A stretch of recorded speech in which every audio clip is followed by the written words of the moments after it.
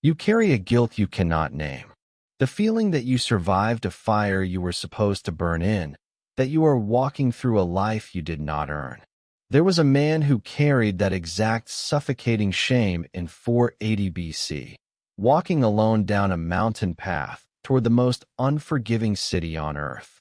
He was not a coward. He was a weapon left in the sheath. Look closely at his hands. His name was Pantites. He was a Spartan hoplite, heavily armed heavy infantry, forged in the brutal fires of the Agoge, the state-sponsored upbringing that stripped away the boy and left only iron. He stood at the hot gates of Thermopylae. He smelled the sulfur in the springs. He saw the dust of the Persian Empire rising in the east, blotting out the sun. He was one of the 300. He was ready to die. He wanted to die there. But King Leonidas gave him a different order. Pantites was chosen to live, not as a reward, but as a utility. The king ordered him to carry a message north to Thessaly, a desperate diplomatic mission, a plea for reinforcements that would never come. Pantites tightened the straps of his cuirass. He took up his dory, the 8-foot thrusting spear of the Spartan line. He turned his back to the enemy. He marched away from the narrow pass. He followed orders. He did exactly what his king commanded. Why does obedience sometimes feel like treason? The mountains of northern Greece are unforgiving. He marched for days. He slept on freezing stone. He pushed his muscles to the absolute breaking point.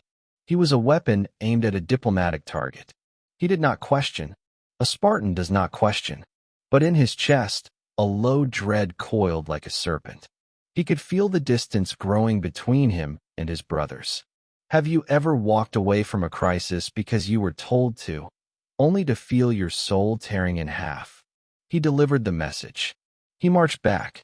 But time is a ruthless master. By the time the dust settled on the road back to the hot gates, the pass was silent. The sulfur springs ran red. The narrow corridor was choked with the debris of empires. Smashed timber, shattered bronze. The bodies of his 300 brothers lay in the dust, covered in Persian arrows like the quills of a beast. He stood alone in the silence. He looked for his king. He found only the trampled earth where the final stand was made. The war was moving south, and Pantites was utterly, completely alone. His shield, his hoplon, the heavy wooden disc faced in bronze that defined his worth as a man, was perfectly intact. There was no blood on its rim. There were no dents in its face. That clean bronze became his heaviest burden. Have you ever stared at your own clean hands and hated them? He marched south to Sparta. He walked into the valley of the Eurotas River. He expected grief. He expected the wailing of widows. But Sparta did not wail. In Sparta, a woman whose son died in the phalanx, the dense infantry formation where shields overlapped to create a wall of bronze, walked to the temple with a bright face and a garland in her hair. She was the mother of a hero. The city was glowing with the savage pride of ultimate sacrifice. And into this glowing, terrifying pride walked Pantites, breathing, unscratched. The law of Sparta was absolute. It did not care about nuance. It did not care about logistics. You either came back with your shield or on it. Pantites came back with his shield, but the men who marched out with him did not. The elders of the Gerousia, the Spartan council of old men, looked at him with eyes like flat stones. There was no trial. There was no tribunal. The fact of his breathing was his conviction. He was immediately branded with the worst word in the Spartan tongue. He was declared one of the Tresantes, the tremblers. It did not matter that he was ordered away. It did not matter that Leonidas sent him. To the Spartan mind, a true man would have found a way back in time to bleed. Are you punishing yourself for circumstances you could not control? The punishment of the Tresantes was known as atimia, disgrace, stripping of all honor. It was a social death far more agonizing than Persian arrows. He was forced to wear cloaks with colored patches. He was forced to shave only half of his beard. No Spartan would speak to him. No one would offer him a light for his fire. When he walked through the agoras, the marketplaces, Men turned their backs. When a festival was held, he was pushed to the very edges of the crowd. He was forbidden from passing the time in the syssitia, the communal mess halls where a Spartan's entire brotherhood was forged over black broth and shared laughter. He ate alone. He slept alone. He existed in a vacuum of human warmth. He watched the helots, the subjugated slave class of Sparta, look at him with a pity that cut deeper than any blade. He was a ghost walking among the living, a phantom in his own home. Who are you allowing to treat you like a ghost? Look at your own life. You survived the layoffs that gutted your department. You walked away from the accident that broke the passenger. You outlived a friend who was better than you. You carry the survivor's guilt. You wear it like a patched cloak. You shave half your beard in your mind, demanding that the world see your shame. You believe that because you did not suffer the ultimate consequence, your survival is a crime.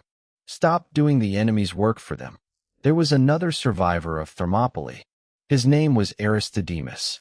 He also missed the final stand because of a severe eye infection. He was blind and shivering in a nearby village. He too returned to Sparta. He too was branded a trembler.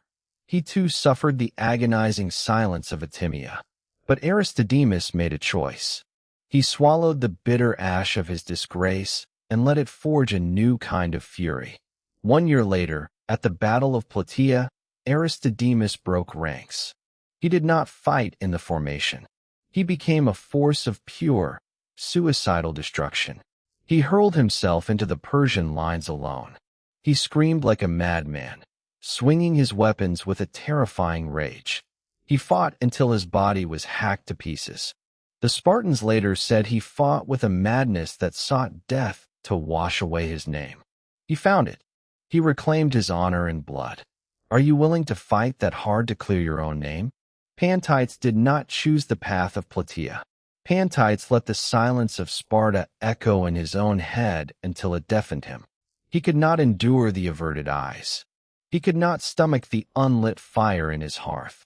He looked at his perfectly intact shield and saw a mirror of his own inadequacy. He forgot that he had obeyed his king. He forgot that he was a warrior of the Agoge. He let the judgment of the crowd overwrite the truth of his own actions. He walked out of the city. He found a quiet grove of trees near the river. He did not bring his armor. He brought only a length of rope. Pantites, the man who was trained to endure cold, starvation, and the brutality of the spear, could not endure the judgment of his peers. He tied the rope to a heavy branch. He slipped it around his neck.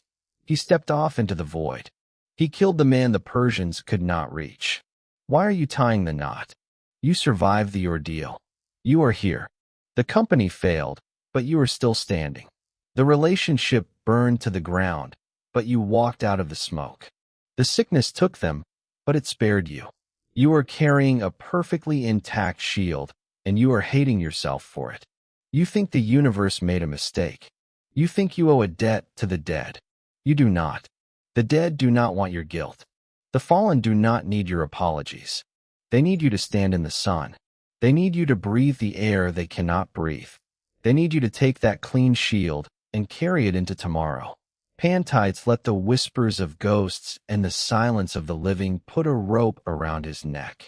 He abandoned his post in the ultimate way. He surrendered. Do not surrender to the guilt of breathing. Untie the rope. Wash the patches from your cloak.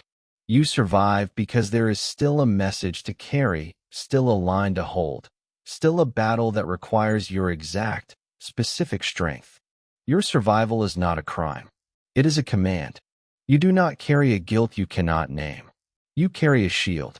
Now tighten your grip and step into the light.